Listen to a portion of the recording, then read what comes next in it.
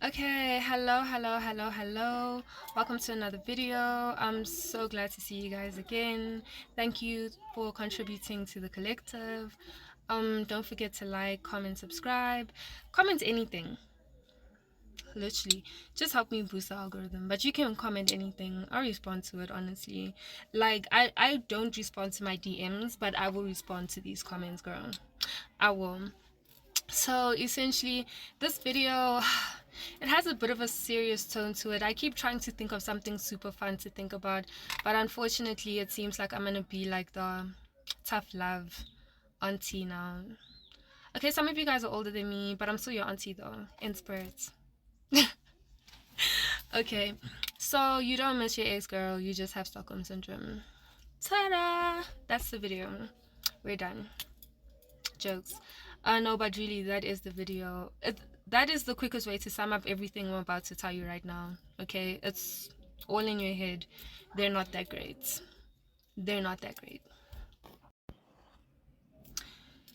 Um, yes, so what is Stockholm syndrome? Yo, I've done so many takes of this. I don't know why I'm struggling to speak today.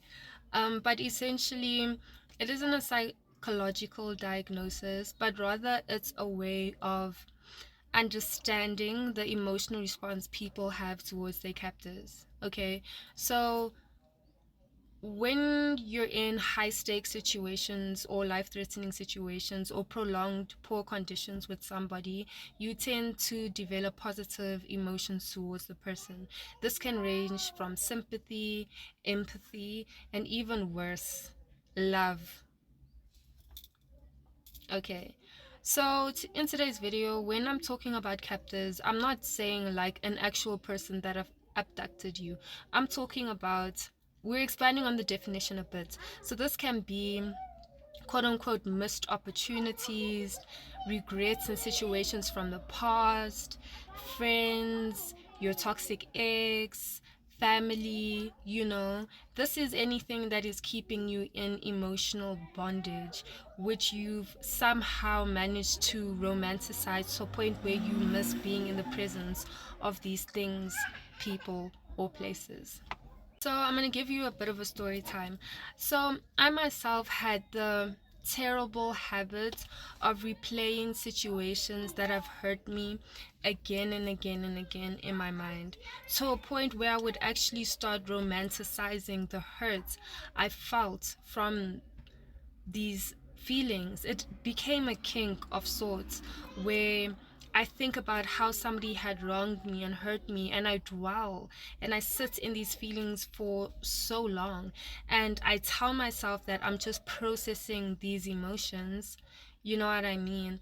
But it's like self-harm. It starts to feel like self-harm because I'm intentionally inflicting these painful memories again and again and again in my mind.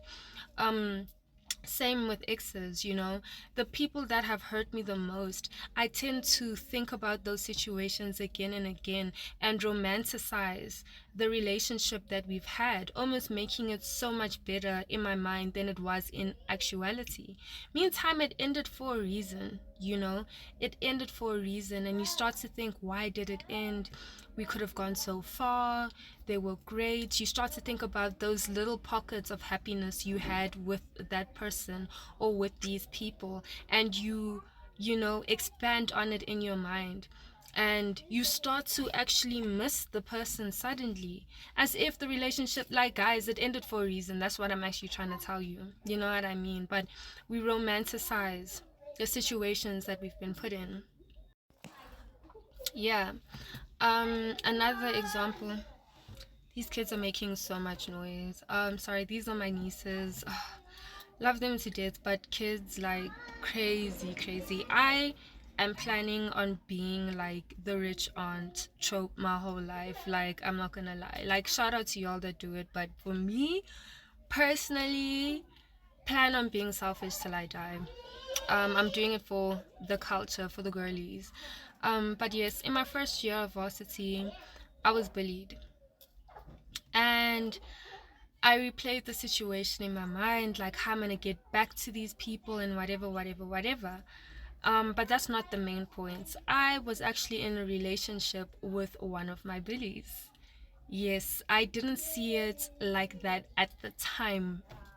But essentially what happened was I was kind of the new girl and I loved dressing up. And in another video, I'll tell you the downsides of dressing up, being confident in this world. People think it's all like, okay, I'm gonna look good and I'm gonna take what I want. Yes, but you do attract a lot of haters, and you need to be very resilient once you decide to stand out from the crowd. Once you decide to take that journey and say, you know what, I want more from myself, once you get over the fear of being seen, you actually need to develop thick skin and a very hard heart, and you need to love yourself. You need to be kind to yourself, because the world is very harsh towards especially confident women. So, or even a confident man. I don't really know your guys' experiences, but there's always going to be somebody that's waiting to knock you off your high horse. So got into varsity first year, and there was this one girl in particular who just really didn't take a liking to me. And even if she's watching this, she knows it's true. It is because she felt threatened by me, and she started this like campaign against me. And the thing about insecure people is that they find other insecure people and they kind of feed into each other's insecurities, and they start to validate behaviors that are not normal.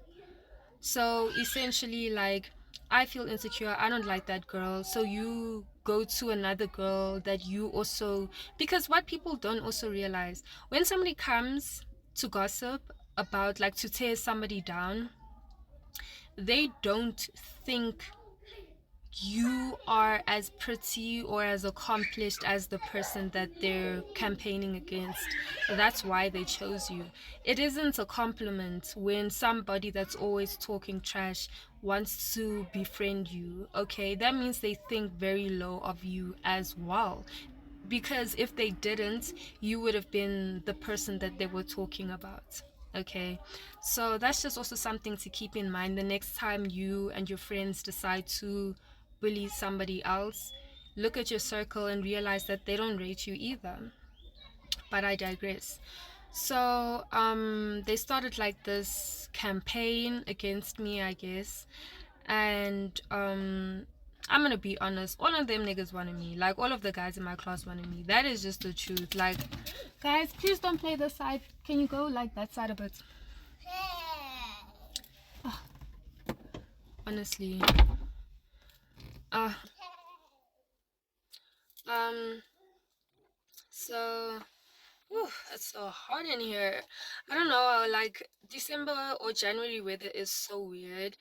If you're not from South Africa, I guess it's different, but it's so hot this side. It is very, very hot. It's insane.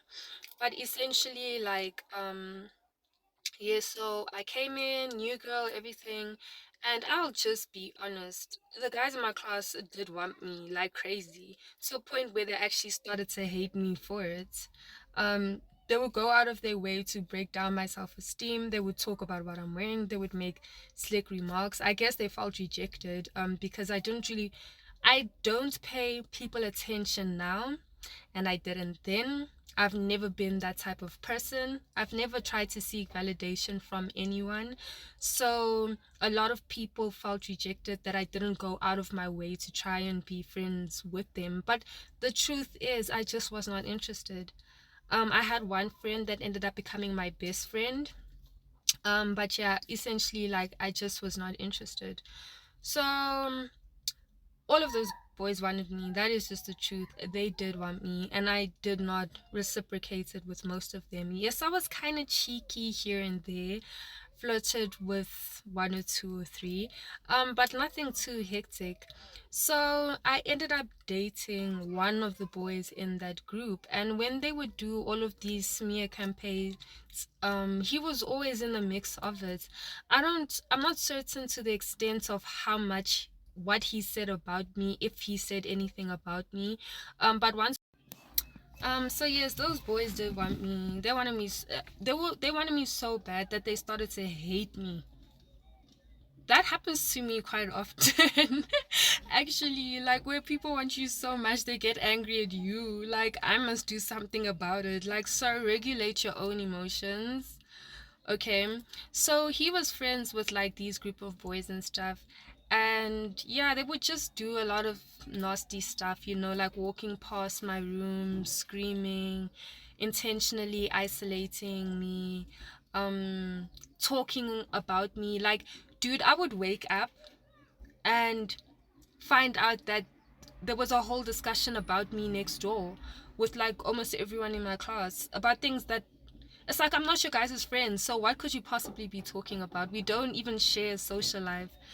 And I we dated, and you know what? I'm gonna be honest, I'm a sucker for good looking people. That is my problem, especially Portuguese good looking people. Like, it is a weakness. I have a Venus in Taurus.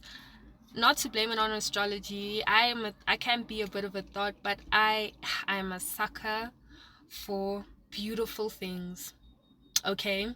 And I stand by it. So essentially, I was with this person, and I'm not sure how far what he said contributed to the situation, but once we broke up, he was just also really nasty to me, and it was quite clear that he never had my back. And the warning sign should have been the fact that he was friends with my bullies, and that he would even flirt with the girl that was campaigning this entire thing against me, and then come to my room at night and be like, oh my gosh, they're just jealous of you, it's okay. No sir, you're jealous. One day he actually came to my room after I was accused of leading a boy on, and I'm like, honestly, this is varsity. You cannot take me talking to you once and run with it and feel sorry for yourself. Like, get over it. You know what I mean? People, guys, this is varsity. Like, life's hard. Like, what? Like, get over it, sir. I'm not even gonna entertain that. But essentially, my boyfriend at the time came to my room and he's like, everything can't be about you. And I'm like, I'm not making anything about me. You guys are making everything about me. So I should have seen that time. But yes, at the time couldn't tell that he was also one of my bullies. And even when we broke up, I kept wondering, are we gonna get back together? I kept romanticizing those small pockets of happiness that we had together. But in actuality, he wasn't that great. He just was not that great. And I rationalized a lot of things that I shouldn't have. So yeah, even when I speak to you about a lot of the advice that I'm giving you, it's because I've lived through a lot of hard things, and I don't expect life to get easier, but you can navigate this difficult life. We all get into relationships that hurt us sometimes. We all make friends. With some people, it's a group of friends. They will, when people are like your bullies, and then suddenly you are like friends with them. Like, have you seen people in those situations? Like, I don't know if you watch The Real Housewives of Durban, but Maria, girl, they were your bullies, and now this season, they were busy making fun of the fact that you plumped your lips. They were body shaming you, and now you're the one defending them with your life. Stockholm syndrome, my girl. So, yeah, it's 2025, and I wanna leave those habits in the past. And while I'm working through it myself, I thought I would share it with you guys, so that if you are experiencing any of this in your personal life, you would be able to work through it yourself as well. So yeah, toxic workplaces, bad friends. I've had very good friends. I have very good friends now. I love my friends now. It really is the universe that gave me the best group. But back then, I had very toxic friends. And I'm doing a YouTube video. Why is your hair wet? Why is your hair wet? Because I'm not too quick. Huh? To dry. It's gonna dry. Yes. Yo. And I show you. You feeling hot? My nephew. But yeah, so let's get into the symptoms. Okay. So as you know, that's why I have a pen, of course. I actually researched these things before I even talk to you. So rationalizing, okay, when you feel powerless, you start to distrust people that are trying to save you from the situation. You start to have negative feelings to people that attempt to wake you up from your delusion. Denial, social withdrawal, embarrassment, guilt, falling in love, romanticizing the situation you have with that person. So the romanticizing. I'm not gonna say that word again. That word. Yeah, that's the part I want to focus on most, because I feel like when things end with people. I told you. Kairo. Thank you, Baba. So literally, that is like the part that I think people do the most.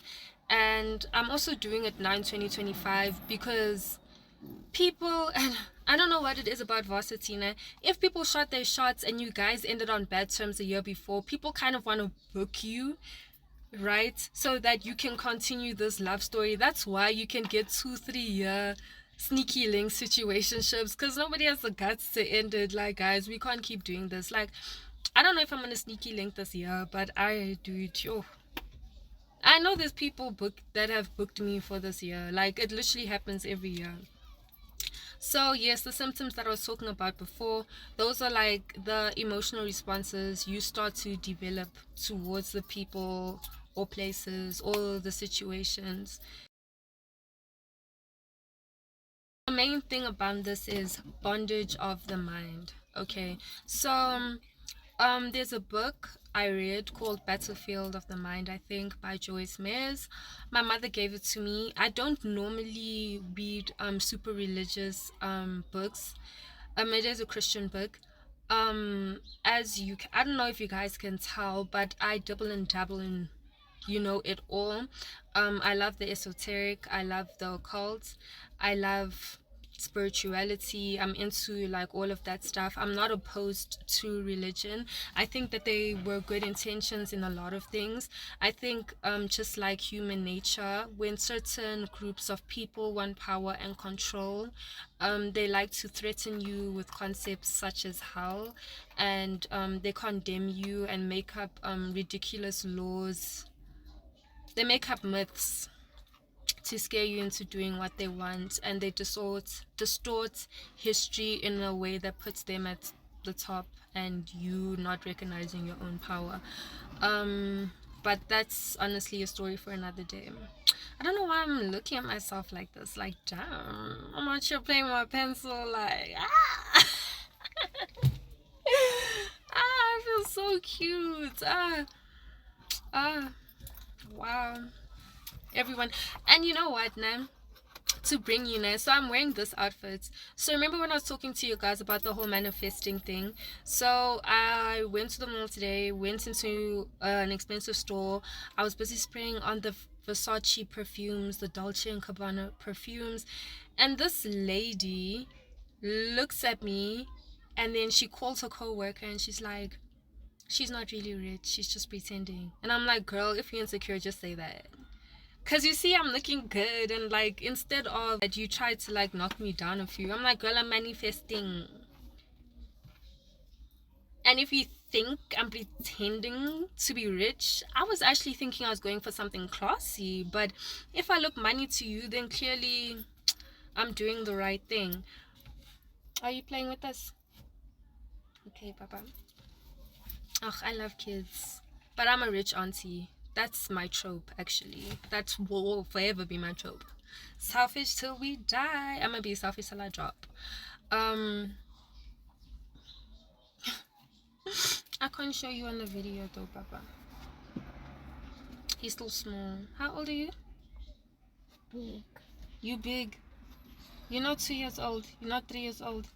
I can make breakfast myself Mm, and fight by daddy's charm.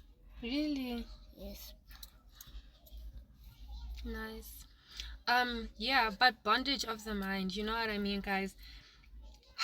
We need to be frank with ourselves so that we can release ourselves from things that are not serving us anymore, and we can move forward, we can heal and start attracting things that are closer to our wavelength, you know. I attracted relationships after this that were much suited to my level of like deserving what I deserved, you know, once I found out what I did deserve, which was better than that. um I attracted friends that really, like, as I said, my friends are a blessing, you know. Sage, if you're watching this, love you. We see, oh my gosh, my girl, this girl knows I'm obsessed with her. Like, I'm the type of friend that doesn't text all the time. Like, I'm so detached. I might be hyping.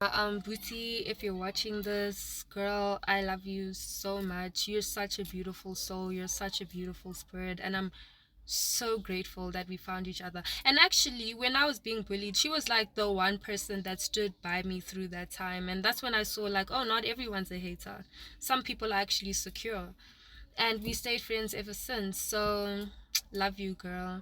On this channel, Shem, I can say names if I want to, but I'm not just gonna say names in negative ways. It's also good to say the names in positive ways, you know. Like, people just want to name drop people for like clouds and clickbait. Why don't you ever talk about the people that have contributed to your life in a positive way and just gas them up a bit, you know, just do something special for them. So yeah, love you guys. And yeah, so bondage of the mind, blah blah blah blah blah. You guys get it. We don't want to do that anymore. We want to move. So let me tell you what I do to get myself out of this, and how I decide whether a relationship is for me or not. So I am an analytical queen. So the best thing to do is to do a SWOT analysis. So I don't know if you guys know this. For, I think if you've ever taken economic sciences in grade 10 or in grade 9 or something, I'm not a finance girl, I'm a science girl. But essentially, let me just draw this down for you. So you draw like a cross. Okay, this is how I do it. Write a cross on a piece of paper, and then SWOT,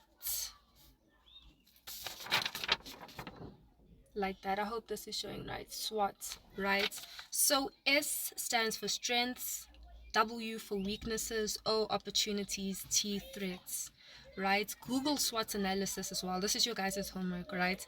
I do this when I decide, when I'm trying to be rational about a situation, because the thing is, we can't really override our subconscious to that point and our emotions to that point. That's why I said that all of these psychological tricks people play on you, don't beat yourself up for so-called falling for them, because they're just that, a psychological trick. They're triggering things that are pre-wired in you to their benefit. Okay, that's why I said, if you get love bombed and you crash out right after, don't feel bad, because it's like a default, guys. Like, come on, you know. So I do a SWOT analysis, and then I decide and I look at it and I'm like, wow, on paper it is not worth it, so I will move on from the situation. And there we go, we move on. It hurts, I know, but we cannot dwell, because you're keeping yourself stuck, you know, and you're actually making yourself delusional as hell. That's why I spoke about romanticizing people, because in my mind, a lot of these people were so much greater. And you know, you think about moments and you're like, oh, we shared this and that. It was it that deep? You're gonna be like, oh, he used to cook. Was the food even that great? He used to, I don't know. I don't even. associate myself with like mediocre stuff, so I even forget what it is to be in a mediocre situation. Shots fired at whoever it's supposed to be fired at. It's like dead ass, guys. Honestly, being my ex must suck. It must suck. But yeah, so yeah, that is essentially, I really hope you guys like help from this. I hope that it helps whoever it needs to help. Comment on your situations below. We're creating a safe space. If I see any snacksness in the comments, like, I'll dead as delete it. I don't tolerate bullying. I don't tolerate hate speech. I don't tolerate all of those snack stuff. I don't care if I have to delete 99 comments and now my algorithm sucks because I only have one good comment. I will keep that one good comment, because this is the reality I choose for myself, and I'm choosing positivity, and I'm choosing to create an environment where we build each other up. So yeah, I hope you like my hair, but I'm trying a different style. I don't know if you can tell from my past videos, but this is very classy. This is my mom's shirts, so maybe why I feel like I'm embodying a very regal energy. It's giving clean girl, but apparently people are done with aesthetics now, so bye, have a good day.